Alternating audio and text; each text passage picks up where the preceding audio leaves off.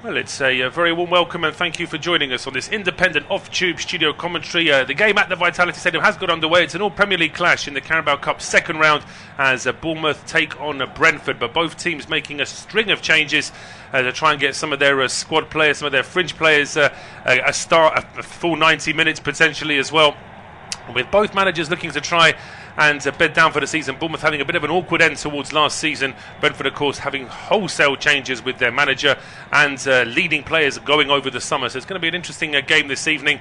See how the two teams get into this one. It's myself, Paul Szczerbakowicz, and Josh Makin taking you through the action. Josh, we were saying just before we came on air, it's really hard to call this one because both these 11s don't really know each other that well. No, they really don't. Thank you very much, Paul. It's sort of an unknown entity, isn't it? The second round of the Carabao Cup. Teams are still more focused on the league, of course. It's only when you get to the later rounds of the competition they start fielding the stronger teams, when there's that chance of getting to Wembley and maybe winning some silverware. So no surprise to see both managers ringing in the changes tonight. I think just off the look of it, I do fancy Bournemouth's sort of backup plays a little bit more. I like the signing of Ben Doak from Liverpool. Clivert's obviously in there. I did Bournemouth's game against Wolves at the weekend, so Adley come on for his debut. He was really impressive, so I do like the attacking lineup that Bournemouth have got. Obviously Brentford having a great result at the weekend, they'll be looking to add for it, but here come Bournemouth now. Well, they do. It's an attack down the right hand side. It was just a throw on to Bournemouth, and it seemed like all the Brentford players were concentrating on two players that had gone forward. They weren't paying attention to the player coming in just behind, and it was Eli Krupi that got on the end of this one.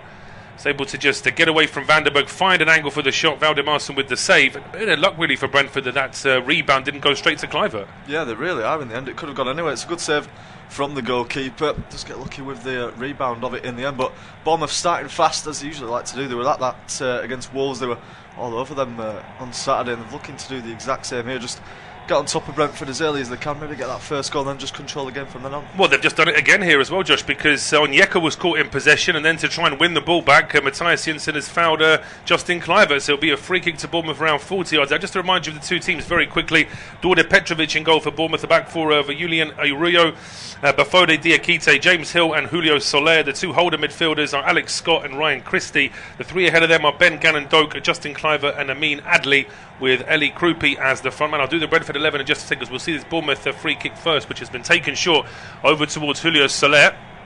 Adli now on the left wing, under a bit of pressure going back towards the halfway line here for Alex Scott, and then it's played square over towards Rio. Long ball from him over towards the edge of the penalty. That's cut out though by Ethan Pinnock. Brentford back in possession now with Rico Henry sending a long ball up towards the halfway line. So for the visitors, it is Henrik Valdemarson in goal, a back three of Christopher Ayer, Ethan Pinnock and Sepp Vandenberg. The four across the middle are Aaron Hickey, Matthias Jensen, Frank Onyeka and Rico Henry, with the three up front, Antoni Milambo as the number 10 and Kevin Schade and Fabio Carvalho as the two up front. But I would imagine that those three will be rotating amongst themselves depending on the particular need at the time. Nice to see Aaron Hickey back as well. It's his first start in nearly 2 years with injury problems, but he's already back in the Scotland squad as well, so it's clear that they've got problems at right back just like Brentford do. Yeah, they certainly do. I mean, he's always been a highly rated talent, hasn't he? Aaron Hickey, ever since he was at Hearts as well, he was always lauded as the future for Scotland in that defence, and it's no surprise to see him going back into the team. As you say, a good game for him as well, I think, to come into it. It's against Premier League opposition in the form of Bournemouth, but it's not got quite the intensity of a Premier League game. Both sides obviously want to win and go through to the next round, but it's not all about the 3 points. He can play with that sort of relative ease of pressure and just sort of ease his way back into it. Absolutely. This is one of a few games on our service this evening. We've also got Wolves against West Ham. We have Birmingham City against Port Vale. We have Burnley against Derby, Stoke City against Bradford, Sunderland against Huddersfield Town, and we also have commentary of the game between Sheffield Wednesday and Leeds United. In addition to that, there was also the back end of Kiryat against Celtic, which is still goalless. A huge game for both those sides. Potentially 40 million up for grabs for whichever team can get into the Champions League out of those two. But they drew 0-0 in Scotland last week. They're drawing 0-0 in Kazakhstan this evening, and that's actually gone to extra time as well. But in the meantime, getting back to action at the Vitality, a long ball played towards the edge of the Brentford penalty area. Headed away and back into Brentford possession here on the right-hand side with Aaron Hickey. Just trying to do a little bit too much there. I think he's overplayed the ball and then got himself the referee's bad books there. I think Michael Salisbury just feeling as though Hickey being a little bit too physical and trying to win that ball back. And 5 minutes in here, Josh, and Brentford can't get out of their own half. No, they certainly can't. It's exactly what Wolves couldn't do at the weekend as well. Bournemouth just trying to suffocate the other teams. They want that early goal though, so that Brentford then have to sort of chase them. But yeah, they can't get out their own half, trying to dribble it out and He just concedes the foul. It's a good free kick opportunity this as well. Alex Scott, we know what a good delivery he's got with his right foot, but we'll see how this goes. Yeah, it's the left foot of Christie in the end, heading towards the edge of the 6-yard box. Valdemarsson gets a decent punch on it, goes towards the edge of the area. It will be kept alive here for Bournemouth on the right-hand side, played way back into midfield and back to Ryan Christie again. He tries to send a quick ball over towards the left, but that one is cut out by Christopher Ayer, and maybe a chance now for Brentford to go on the counter as Milambo, he must have been caught there as he played that ball forward. The referee just waiting a second to see if Brentford get an advantage, and they clearly don't. So that will be a free kick to the Bees just at the edge of the centre circle. They're showing us the replay of the initial free kick in that last Bournemouth move. And so, yeah, the goalkeeper, well, he seemed like he was confident, but he sort of needed a little bit of almost like had to sort of go a second time just to make sure he got to the ball. Yeah, it's maybe a bit of overconfidence on the goalkeeper's part. One I want to impress this evening, it's obviously Keller who's the main number one for Brentford, so he's got his chance tonight, but yeah, I think he gets lucky with it in the end, and that he doesn't take out a Bournemouth player in the meantime. He's overreaching with his fist, doesn't quite hit contact with anyone in the end, and they get away with it, but he's over this free kick now. Yeah, it was James Hill who got closest to the Brentford keeper, and as you say, he takes it himself now. Valdemarsson, a long ball towards the edge of the Bournemouth penalty area. It comes off the back of Pinnock, I think. Well, Bournemouth were hoping that would go out for a goal kick. In the end, they end up playing it out themselves. Henry keeps it alive here for Brentford, and then it's Milambo's ball into the box. It's actually a decent ball, but there was not a single Brentford shirt anywhere near that one, so it's easily chested back by Soler to his keeper. Soler then gets the ball back on this left-hand side. He's up towards the halfway line, checks his run and goes back towards the edge of his own area here. Diakite and Hill now are playing out from the back for Bournemouth, up towards the halfway line. Steep finding some space here for Ben Doak towards the halfway line here. Bournemouth in possession. Brentford really struggling to get onto the ball. Goals flying in elsewhere. It's Bromley 0, Wycombe 1, Preston 1, Wrexham 0. A couple of other goals to say about it as well. It's half time between Reading and Wimbledon. It's 1-1 in that game. Cambridge lead against Charlton. No other big goals. Oh, and Burnley lead against Derby as well in one of our featured games this evening. But back to Bournemouth here in possession down the right-hand side. It's with Arroyo now over the halfway line, leaving it here for Doak. Wants it on his left foot, being closed down here by Milambo. Back towards the defensive pair of Diakite and James Hill.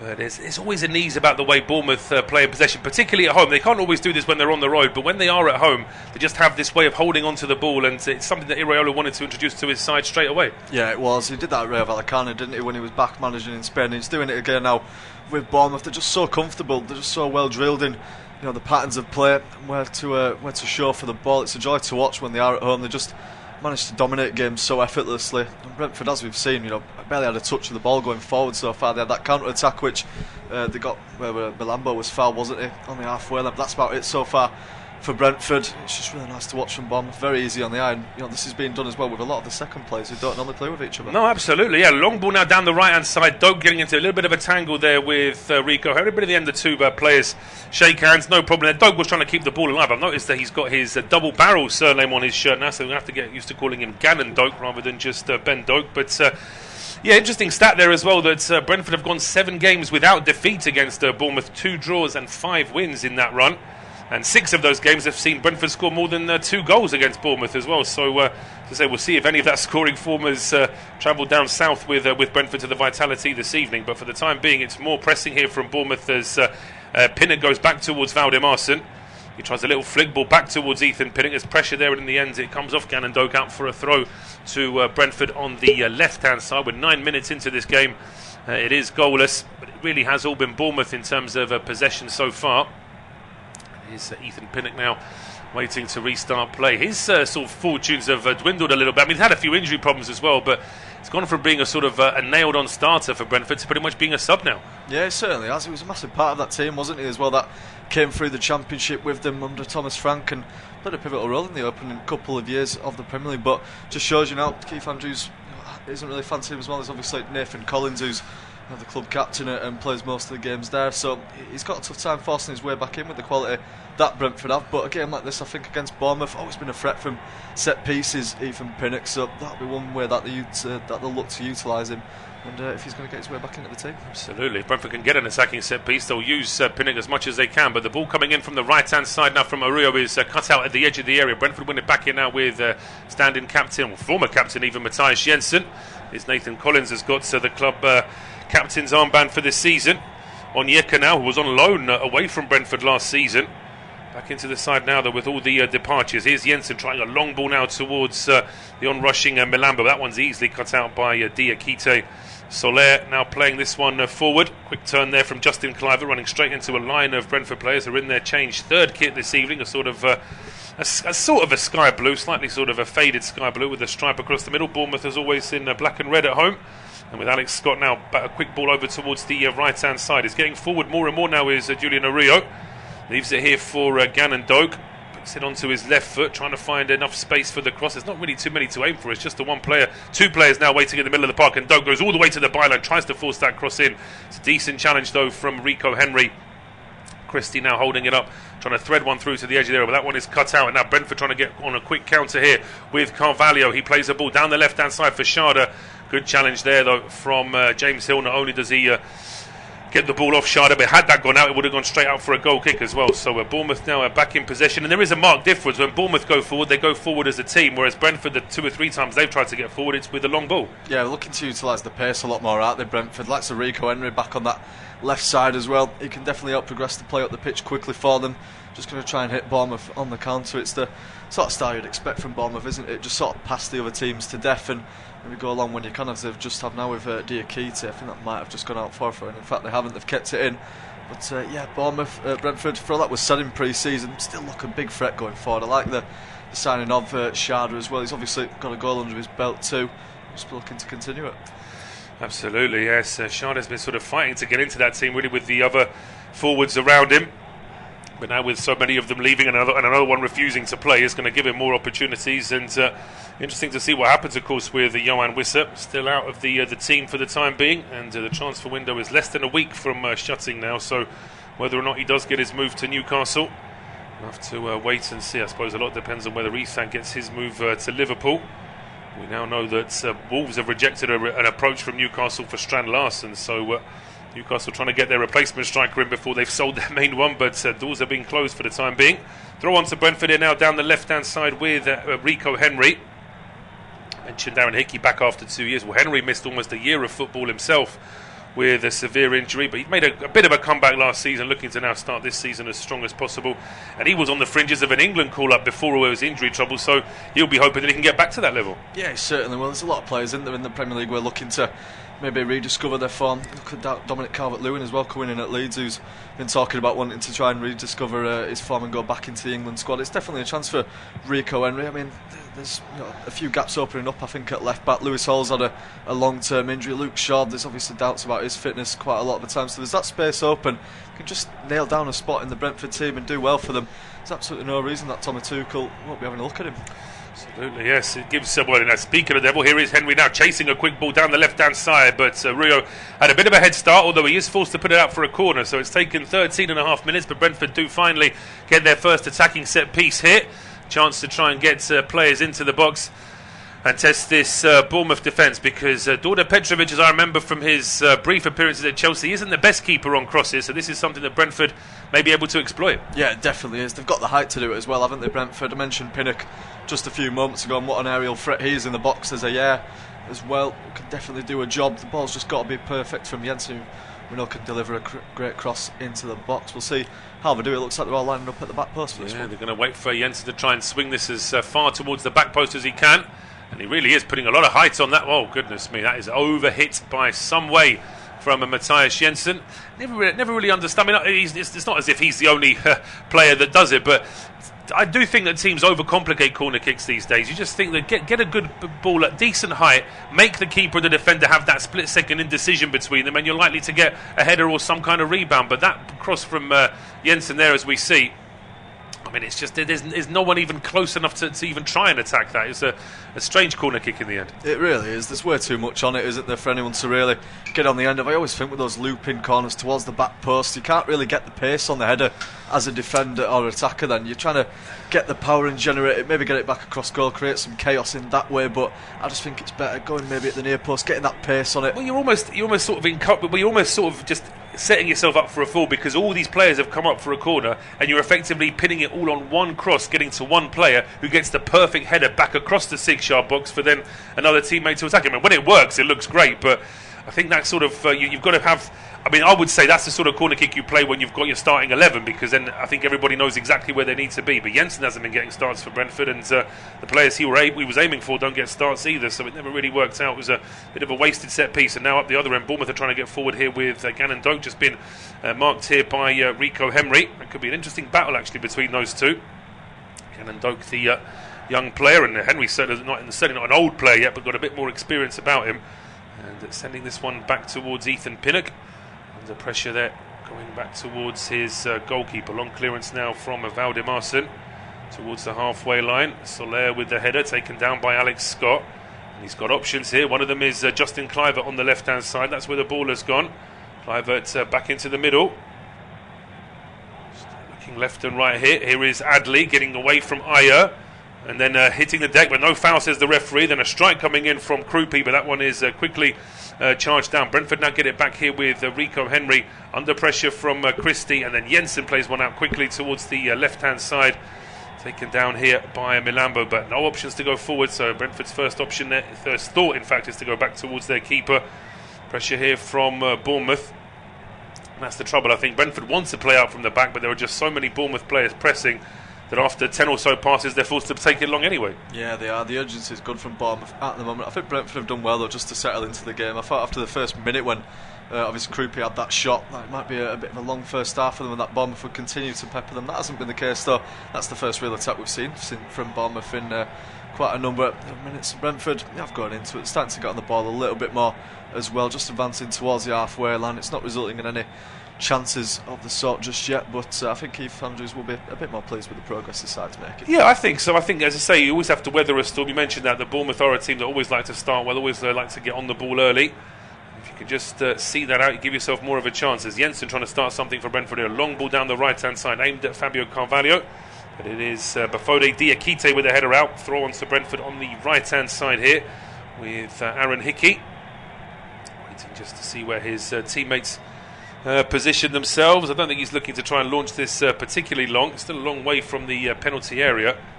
He needs a few options here on this right-hand side. He's got them now in the form of Sharda and Carvalho.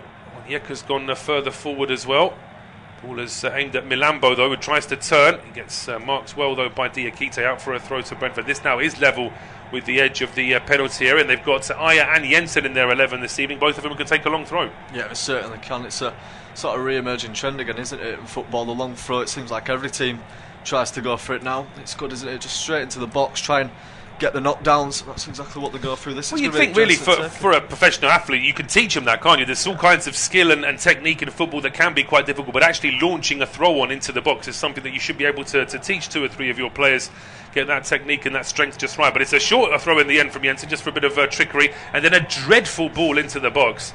I mean, I don't know what is say if he's going to do that, he might as well just throw it into the box himself, because that was a terrible cross from the Brentford captain. He's had 2 balls into the box and he's wasted both of them. Yeah, that was absolutely abysmal. That was much worse than the first one from the corner. At least that nearly found the head of Ethan Pinnock and almost stayed in. That one's an absolutely terrible cross. I can see why he's not been getting as many starts for Brentford with deliveries like that. It's a really poor opportunity as well, just wasted. He gets close up towards the box. There's a lot of players in there as well for Brentford. Big chance in the game and just completely fluffs his lines in the end. But Brentford, if they are going to get many chances at Bournemouth, they've got to take them. They've got to be better than that. Well, they really do. And so that last, but just as I say that, Bournemouth give it away at the edge of their own box. And here's a chance for Carvalho. He cuts in onto his left, goes for goal, and he just wide of the post. That's Bournemouth getting caught in possession around 25 yards out from goal. And Carvalho was the recipient. Thought for a second he might look to try and find a teammate, but once he gets this close to the box, I always thought he's going to fancy a shot, and he's not too far away. No, he really isn't. It's poor defending from Bournemouth as well. As Diakite and Hill both on him, just sort of all over the place as he's just coming up to the box. He's coming pretty slowly as well, just turns it onto his left foot. It's the biggest chance of the game so far, and he's not far away at all from finding the target. But yeah, Bournemouth, they like to control possession. That's the risk that you run when you're going to try and play out from the back like that. You're maybe going to make mistakes on the odd occasion. You've got to recover well though. They didn't in that situation, and I think it's a big let-off for them. It certainly is. And I mean, as I said, we saw Manchester City at the weekend conceding a dreadful goal because they insisted on playing out from the back. is going to be a side effect, a byproduct of teams doing that. I mean, the best players in the world can sometimes lose possessions. If you keep asking your keeper to be an outfield player, it's going to result in the ball being lost as well. But Bournemouth have got forward in the meantime. Gannon Doak leaves the ball at the edge of the area here for Christie. Christie's ball into the 6-yard box, headed away by Ayer. Second ball kept alive here by Bournemouth just at the edge of the area. It's over on the left-hand side here with Soler. His strike gets a big deflection. It comes off the post, and then the rebound is skied a long way over the bar. I think there was actually an offside player in the box when that original shot came in, but that's certainly a warning for Brentford and a decent chance for Bournemouth. Yeah, it certainly was. Just as Brentford, nearly came close to opening the score, and Bournemouth nearly go one better. It's a good strike from Soler, just on the edge of the box. Takes the deflection, of course, and then it's Christie, isn't it, who's in the offside position, just tries to stick a toe out at it. I think Ben Doak will be quite relieved to see the offside flag go up on that one, because the rebound comes out to him. It's not an easy chance. There's a few players in the way, but completely skies it, maybe over the stand as well. I'll tell you what, if Soler's shot had got in, he'd be very grateful as well, because his original effort was going miles offside until it deflected off the Brentford player. Then it straightened out perfectly and ended up hitting that foot of the post before, as you mentioned, the rebound from Gannon Doak going a long way over the bar. But that was irrelevant in the end, because there was an offside flag in the meantime. Fabio Carvalho not hitting the deck. He's not happy. Referee Michael Salisbury is not interested. It's going to be a throw-on to Bournemouth anyway. Julian Arroyo now getting ready to restart play. Just to tell you that they're only about 8 minutes away from penalties in that game between Kiryat Almaty and Celtic. So, still goalless after, more than 2 games of football now in that game. Either side wants to get through to the Champions League, it seems. But the back end of that game, as well as the Carabao Cup matches I mentioned earlier, they're all available on our service. We're 21 minutes into this game, and that's a lovely bit of skill now down the right-hand side. And he's just challenged there, Krupi. That's going to be a throw-on to Brentford in the end. There is a Brentford player down now as well. I think as they were fighting for that ball there, looks like Krupi may have just caught, I think that's Onyeka that's caught one flush in the face there. Just wait to see exactly what's happened here, but he looks in a bad way right now. Yeah, he really does. He's sort of holding his head, isn't he? As that challenge happened, Krupi looked quite worried as well. He sort of sprinted back over just to make sure it was all right. See, it's Onyeka who comes from behind. I think Krupi just catches him with his foot as he's running away from him. It's not a foul or anything like that. It's just that he sort of tramples on Onyeka as he's on the floor trying to chase for the ball. It's a good tackle actually from the Brentford midfield, and just puts himself in harm's way. I think it's going to be a bit of an extended break. Yes, might take a little bit of time now. I mean, it sort of reminds me of something we saw in the Friday night game, where you had Szczerbakowicz sort of accidentally treading on a West Ham player after he then challenged for the ball, and as he was falling, he then ended up treading on the West Ham man. But it certainly wasn't a foul. Whereas Onyeka, he's getting checked over quite a bit here now. So hopefully this isn't anything too serious. Swansea take the lead against. But I'll just have a quick look at the scores across the EFL Cup. Go through all of them, but Cambridge lead 2-0 against Charlton. Barnsley a goal down at home to Rotherham in that South Yorkshire derby. It's still Bromley 0, Wycombe 1, Cardiff 1, Cheltenham 0. It's 1-1 between Preston and Wrexham. Stoke 0, Bradford City 1. Sunderland 0, Huddersfield 1. That potentially could be a bit of a shock there, although I'll have a quick glance actually at what Sunderland are doing in that game.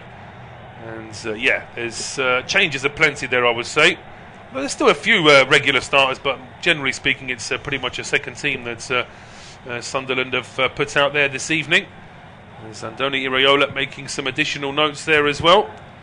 We'll be hoping that his side can just rediscover that sort of good start they had in the game. They still look the better team, I would say, on the ball. Brentford have had a couple of breaks out, but really in terms of sort of possession in midfield and attacking possession, it is still the home side that look a lot more comfortable. Yeah, I definitely agree with that. I think that will reflect as well in the possession stats. Bournemouth defenders, they're having a lot of touches of the ball, as they always like to do under Andoni Iraola. I remember covering Bournemouth a few times last season, and the amount of times that you had to say Zabani passes to Howson and vice versa as well. It got quite repetitive with that. We're probably going to be doing the same tonight with Hill and Diakite, but looks like it's a bit better news for Brentford. Onyeka is back up to his feet now. I imagine he's going to have to be checked over by the doctor to make sure that he's okay for the concussion, because he looks fairly dazed actually. He does, although it looks like it's more of a sort of blow to the side of the head. I think he's been sort of caught in the ear.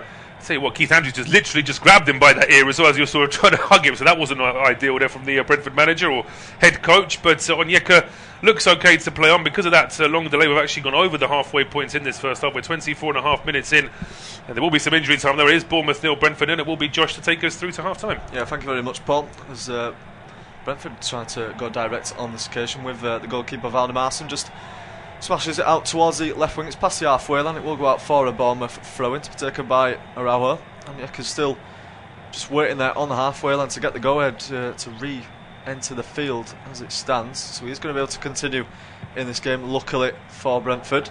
Here come Bournemouth though now, looking to take advantage of the 10 men that Brentford currently have on the field. It's with Kluivert, now to Soler, just driving down the left side. Onyeka still not on the pitch as it stands. It's now with Adley, now towards Alex Scott. Onyeka back on though for the meantime. Alex Scott and Bournemouth just have to slow down this attack on the occasion. It's Alex Scott, once again, who's been getting involved fairly much throughout. We know what he's like during games, has a lot of the ball and likes to advance possession up the field. So with Kluivert once more, who's back in the starting 11 today. Now across towards James Hill. Now to his right is Araujo on the right side. Looking for the run up ahead of him is Doak. Christie's showing short for it. And Bournemouth once again just getting into that repeated pattern of play of keeping the possession, keeping Brentford at bay. An occasional run forward, and they're doing that again now with Doak. Obviously signed for just around £20 million from Liverpool not too long ago. Making his first real appearances for Bournemouth this evening. Now with Soler once more. Trying to link up with Adley on the left, but there's no way through. It will go through to Diakite. There's another all Premier League clash as well going on this evening on our service. Wolves versus West Ham, as Paul mentioned. Looks like Wolves have been given a penalty there in that game. Both sides have started the season in horrific form. It looks like they both could be involved in a relegation battle with each other, but they are just in cup action this evening. I'll bring you news of the result of that penalty as Adley tries to drive forward. It's a poor pass though. In the end, it's intercepted by Onyeka, who then draws the foul from Soler. So more extended possession for Bournemouth, but just not really testing the Brentford back line. No, it's they're sort of getting to the back line, and that's where they seem to be stopping. Early on in the game, they were able to get a couple of little gaps. They're able to get the ball closer to the penalty and get a couple of shots or crosses away. Now it's looking good for Bournemouth up until the final third, and then it all stops. Poor old Onyeka, he's been battered around in the last few minutes, but he's back up on his feet now. Looks okay after that earlier collision. And we're not too sure about that. I mean, you mentioned two sides of trouble. I mean, for Wolves and West Ham, must be great news for the three newly promoted sides because they're always favoured to go down this season. But quite a few pundits are saying that might not necessarily be the case this time round because the promoted sides have bought well and look sort of well adjusted to the potentially the Premier League season, and there are 3 or 4 Premier League sides, including Brentford, for example, who have some big problems as well. Yeah, there certainly is. Quite a big stat as well is obviously the newly promoted clubs already have a win under their belts each after just the first 2 game weeks. It's not happened quite a few seasons that as well, so it does bode well for them. It looks like likely it's going to be the first time in a few years that one of the newly promoted sides does stay up, but Wolves have gone ahead in that game. They have converted the penalties.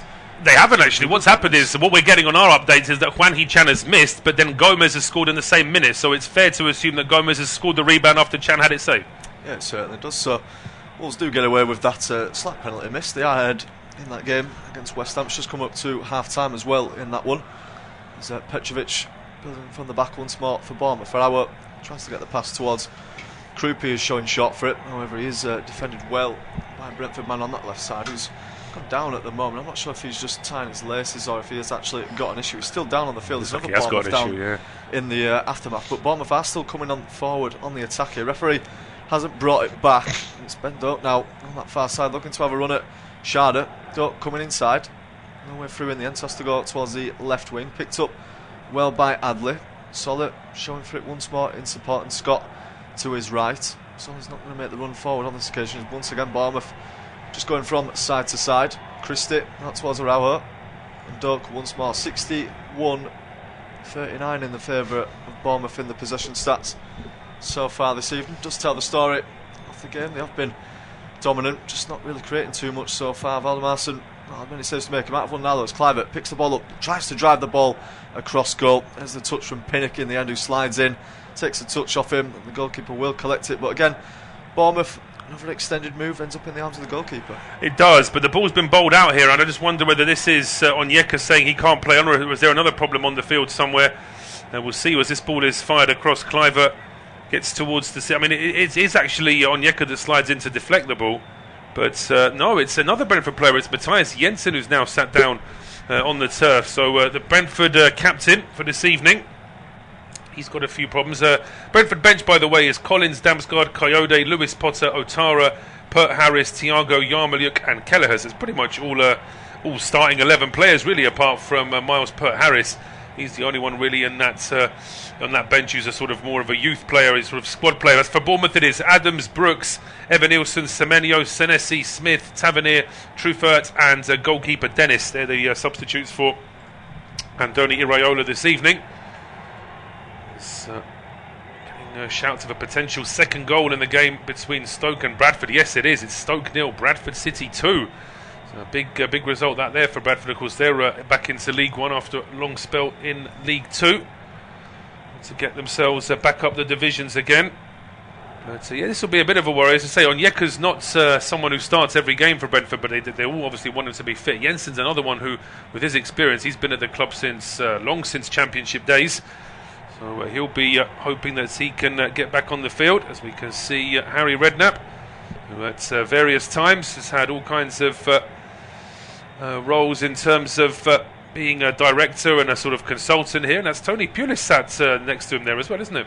Yeah, it is actually. It's quite a funny double to see down on the south coast this evening, both watching on. That would be quite a result there for Bradford City as well, going really well in League One at the moment. So are Stoke in the Championship, obviously at top and have taken maximum points from the opening. Well, that might explain the fact that Stoke have probably made a number of changes, because it's so much more important. If you said to any Stoke fan, you can get to the third round of the Carabao Cup, or you can rest a load of players and win 3 or 4 games in a row at the start of the Championship, every Stoke fan will want option B, because they want to get back into the Premier League. It's been a tough old time for Stoke in the Championship, but they've actually been flirting with relegation on a couple of seasons as well. As the attack for Bournemouth there comes to nothing with an offside flag. 32 minutes in, Josh, and it's still Bournemouth looking the better side, but it has just sort of slowed down. The game's bogged down a little bit now. Yeah, it's gone into a bit of a lull, hasn't it, at the moment. Bournemouth still trying to attack when they can, but the Bournemouth backline, the Brentford backline, I should say, is looking resolute to say how many changes there's been to it. So Pinnock and Ayer coming in. Vandenberg obviously keeps his place from the 1-0 win over Aston Villa at the weekend, but that's about it. But they look fairly settled at the moment. As Alex Scott forced to go back to Petrovic on this occasion.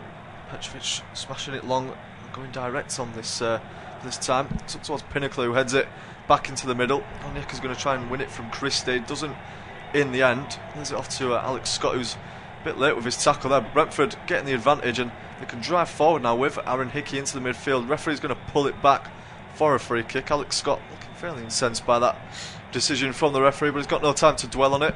Brentford will play it short, you'd imagine, with this free kick.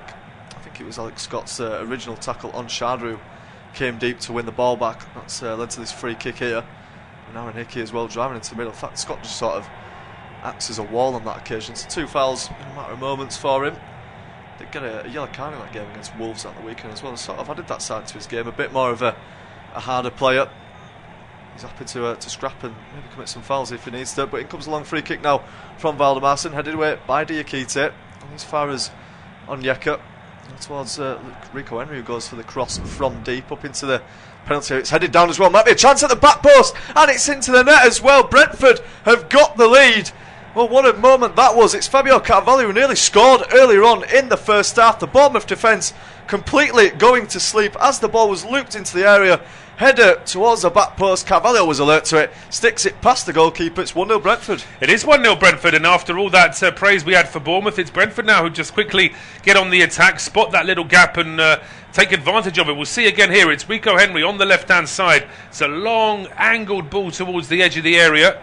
Headed down by Ayer. It's a lovely assist with the header, has to be said, from Christopher Ayer. But where are the Bournemouth defenders? If they're playing for an offside, then it hasn't worked. And if that header is quick enough to then beat the offside and get the ball through to Carvalho, then Bournemouth have got to ask themselves some questions, because really Carvalho shouldn't have been able to get on the end of it and still be onside. So it does beg the question of how Bournemouth they weren't marking Ayer at all for him to be able to get the header across.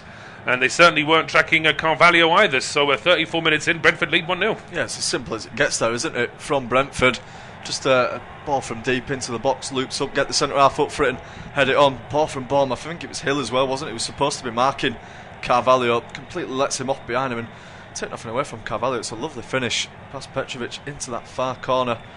And you could say against the run of play with all the possession that Bournemouth have had, Brentford take the lead. But at the same time, Brentford just haven't really looked threatening. I've always thought in this game that Bournemouth haven't looked threatening. I've always thought that Brentford, when they were going forward, they looked a bit more dangerous and had that extra zip about them. What can sometimes happen in these games when you're the away team, it's almost like psychologically, you've got less of the ball, so that one pass, that one shot, you just got to try and get it away quicker, whereas with Bournemouth, maybe if they had the same sort of position as Brentford, they might have played a few short balls from where Henry was stood before they got it anywhere near the area, whereas Henry saw the chance, lobbed the ball in towards Aya, and his header across the penalty area finds Fabio Carvalho. But now it'll be interesting to see how Bournemouth respond, because they're a side that can certainly chase the game. It's not as if they're out of it entirely, but they'll be frustrated that they had so much possession. Certainly in the first 50 minutes had a real flow to the game. It took Brentford around 12 minutes to get anywhere near the Bournemouth penalty area, but now with the Brentford lead, it's just a case of whether the home side can respond. Yeah, it certainly is. They're going to have so much more possession as well now. You'd feel Brentford might be happy just to sort of sit in and contain Bournemouth as much as they can, but Bournemouth do have a throw in just by their own corner flag. They're going to go towards Petrovic. We'll then get it quickly, not towards his left, towards Solly, who's got a lot of space to drive into now on the left wing. He's just up past the halfway line before Brentford eventually get across to cover him off. He has to go towards Alex Scott to his right. Alex Scott seeing a lot of touches of the ball at the moment. Looks like Derby have equalised in their game against Burnley in the Carabao Cup at Turf Moor. Still a lot of goals flying in. Likes of Swansea currently beating Plymouth.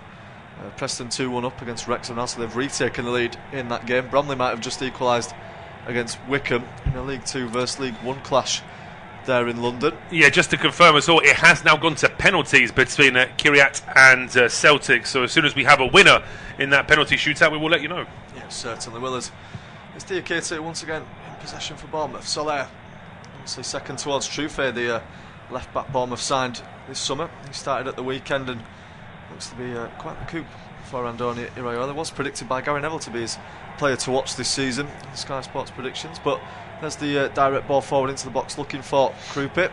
It's a bit of a physicality in the end. It's Christie who goes in on his man, the Bournemouth captain, and referee happy to give that one as a free kick and another chance for Brentford just to breathe. Yeah, just another free kick to Brentford. Ideal really, as Bournemouth are putting on a bit of pressure. It was good for Brentford just to win that free kick at the edge of the box and just ensure that they can take the sting out of this Bournemouth attack.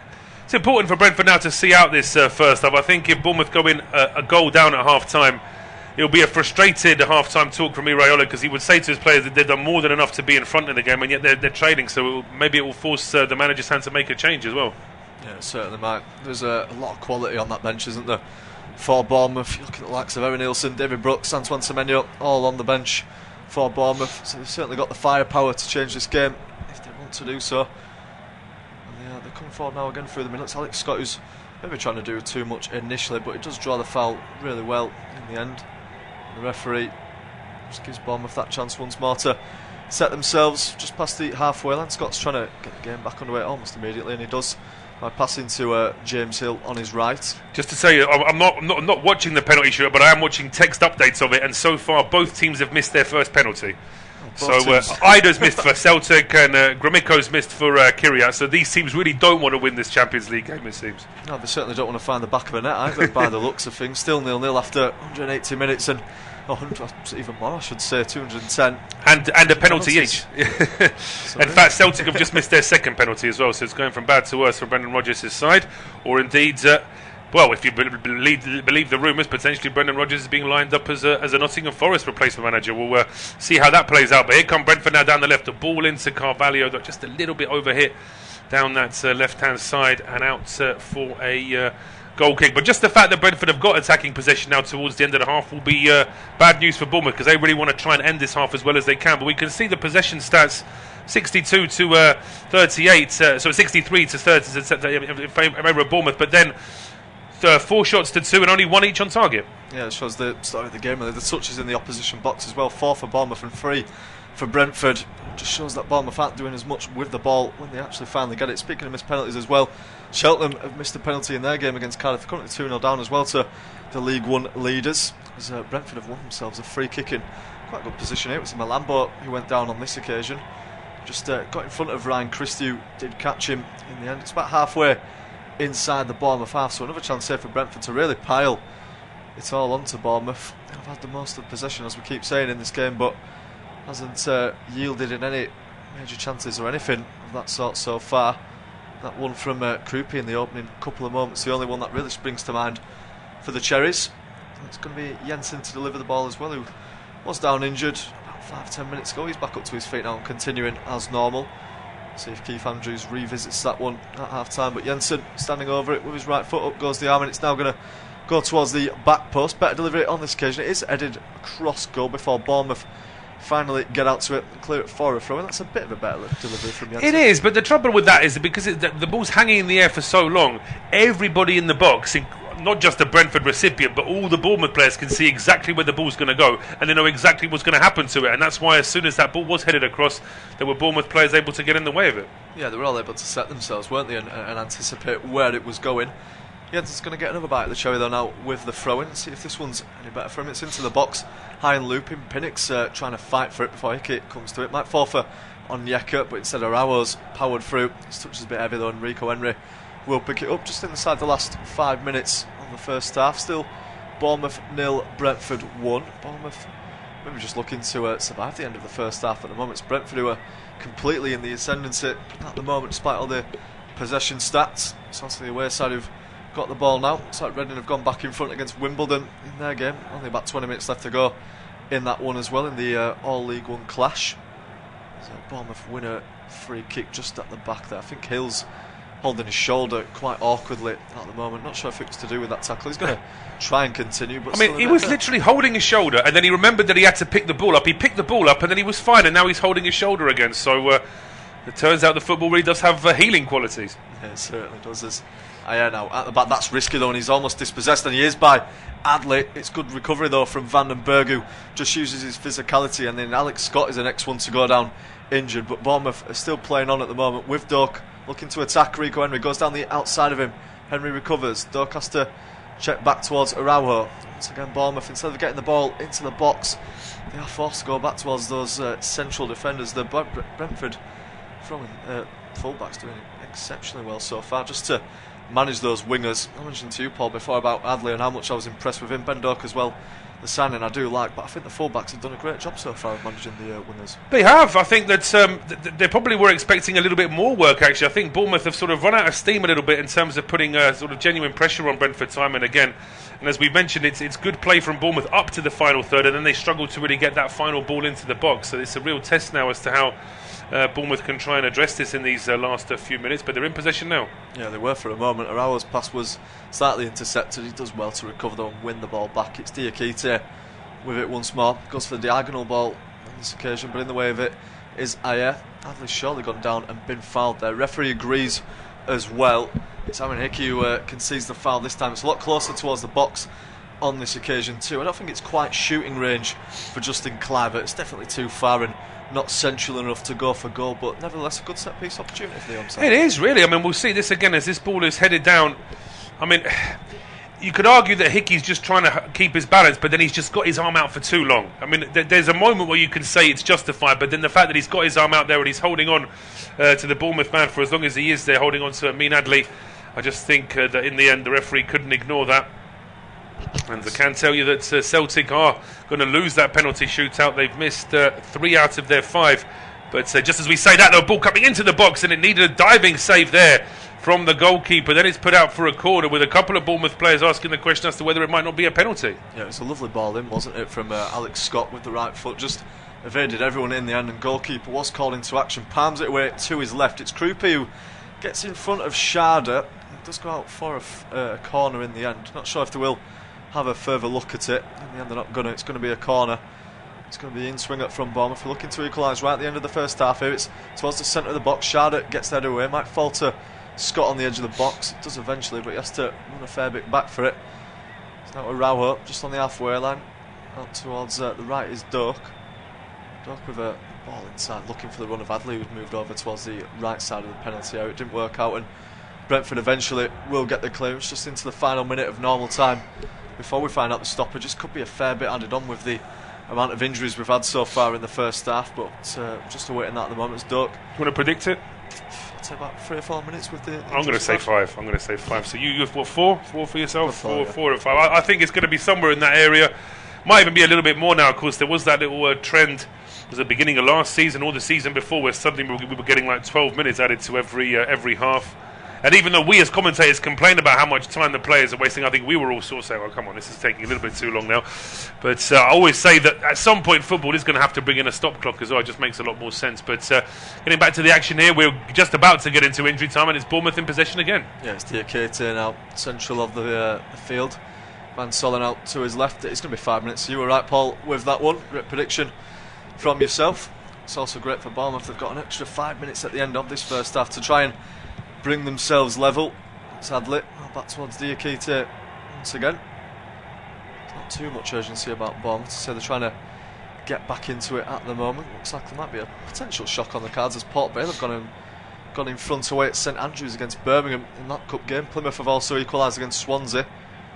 The League One side have had a pretty torrid start to their season under Tom Cleverley. It's showing signs of getting back better now. They did defeat Blackpool at the weekend for their first win of the season. Doka's just run into a little bit of a wall there by the Brentford defenders, and it's like he's almost sort of run out of ideas a little bit as well. At the start of the game, he seemed to be getting a bit more joy down that Bournemouth right and Brentford left. I just wonder whether or not it's more Brentford adjusting and just closing down the space, because there does seem to be less space for Bournemouth to work with. In that first 15 minutes, it seemed like the home side really had quite a lot of freedom, but right now it does seem to be that little bit more restricted. Yeah, it certainly does. And Ben Doak, you know what he's going to try and do every time he's in possession of the ball? He's going to try and come in from the right hand side, get it onto his favoured left foot. Saw him do it plenty of times for Middlesbrough last season in the Championship, and he's got a fantastic shot on him as well. So Brentford, the Premier League defenders, they are going to be more aware of that, so might have to just adapt that little bit more, the Scottish winger. Saying that though, Brentford do have another free kick now just by the throw-in line. It's about halfway inside the Brentford half. Once again, it's Scott and Christie who are over it. It's going to be Scott on this occasion with the right foot. It's a high looping ball towards Hill at the back post. Brentford get it clear only as far as Soler on the edge of the penalty. We'll go for the strike as well on his weaker right foot, and didn't it tell in the end, couldn't catch it properly, and it just dribbles wide for a goal kick. I'm surprised. I mean, I say he sees that window there, so he's going to go for goal, Julio Soler, but as you say, he's so left-footed. He had a lovely left-footed strike earlier which deflected and hit the post. I mean, there's a bit of a push there into the back of Hill. I'm not sure it's enough for a penalty, but then he's got to look up. I mean, there are so many other options. When we see that replay there, Josh, I mean, that shot has actually missed the edge of the 6-yard box, just to give you an idea of how wide that was of the goal. It really was a poor effort. Yeah, another example there, isn't it, of defenders having shots on the edge of the penalty area. It always can frustrate you, I think, when you're trying to chase the game and your defender, he's got no real shooting ability at all, just tries to line one up. He's a fullback, so he's a bit better than the centre-half, maybe in the form of Diakite and James Hill.